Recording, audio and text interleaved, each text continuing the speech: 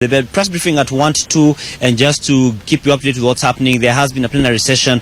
Among the panelists was President Uhuru Kenyatta, and they're having various discussions and deliberations and just discourses about issues to do with poverty eradication in Africa, about the development goals, sustainable development goals to be specific.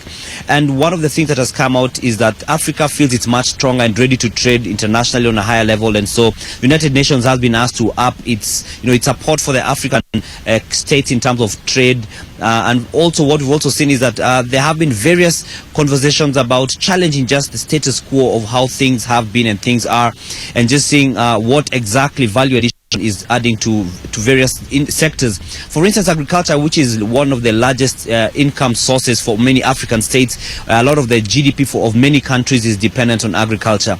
So this has been brought to the fore, that what about what value addition has, what value addition actually has when we do it locally and when it's done externally, because you find many times value addition is done externally, and what happens, the actual people who are doing the work and producing the various products and goods and services are actually not getting what is entirely due them, because they only get very little of the value. So that's one of the conversations that's been going on, and President Uhuru Kenyatta was there among the panelists, and we shall be having various conversations on the sustainable development goals going on. We shall also be having another session, a conversation which is going to be about multilateral trade systems, just to see how this can be made to be simpler and to be more inclusive, so we can have people across the value chain being involved in this. Now, when you come to things like agriculture, like I've mentioned, for instance, and other sectors. But just to give you a feel of how these places are, we have got various side meetings, as every conference of this nature has. We have side meetings happening at various places, and to my far left, we could see, this scene is pretty much littered by beautiful flags of various countries which are taking part in this conference. And below there you can see some tents. Now, some of these are food courts, but aside from that, the core of the conversations is partly tents and various venues for various groups, different groups which are having conversations. For instance, the civil society. We also have tents which are for the youth agenda, where we've got youth addressing the various issues that affect them and that affect trade, because as one of the things they usually bring up at such conferences, as was seen during the ministerial conference of the World Trade Organization, which was held in Nairobi end of last year, they say that at times they feel they're not included as much, and this has been a cry across many places and across many countries where we have various issues like this happening. So we see the youth there. We also see civil society who at times come and in a subtle and decorumed way and settle the peace, in the sense of challenging some of the ideas, challenging some of the things that the governments are doing and the leadership, including the United Nations. And so we shall be looking at their views as well, to have a balanced coverage going across the conference, just to understand what the different issues are, because some of them maybe are often divergent from what is being put up on the main panel podiums. So we shall be having some of their views on the same. And just looking at the program, we see that there will be a committee of the whole, an opening plenary, that's today, which will be later on scheduled for 3 p.m. to 6 p.m. And there will be a general debate as well, which is going to be just involving various issues.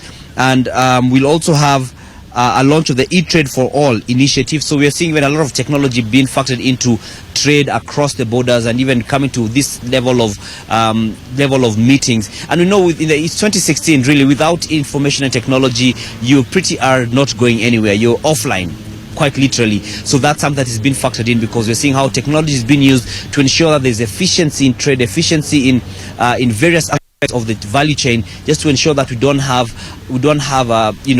bureaucracies and other inefficiencies coming in the way of successful business and trade, and just the empowerment of people. So like I said, there has been a plenary session that happened this morning. When I look to my back, we could still see President Uhuru Kenyatta's motorcade still waiting there, waiting on him to leave. We've seen some of the dignitaries leaving already. So anytime now he shall be walking out of the main building of the Kenyatta International Conference Center after having gone through that. So he must be having possibly some debriefs with some of the dignitaries who are there. And we know that Mukhisa Kitui, who's the Secretary General of UNCTAD, was also there, and also is one of the people who challenged the United Nations to ensure that they can factor in Africa more, because Africa is ready to trade. However, African governments on their part have also been given the challenge to ensure that they can have some kind of unity, and in terms of trade, to ensure that the trade barriers that are there between different countries and among different countries and blocks, we see there are some challenges which make trading become difficult. Movement of persons, however, we know like in the East African community, this has been dealt with to some extent, excuse me, because you can move from one country to another, like from Kenya at least to Rwanda or Uganda, without having to use a visa. So you just need your passport, and so that's pretty much some development. Though we can see a bit of shaky and ruffled feathers in the bloc. Some are questioning how long it will last, or whether we are still going to continue in the same way. However, these are some of the issues that need to be addressed so that what is agreed at such fora can actually be implemented smoothly. And anytime now the president will be leaving. And just to give you an idea of what was going on in this session, we've got a bit of a set of sound bites which are highlights, just explaining what exactly the president and the other people on the panel had to say, and here it is.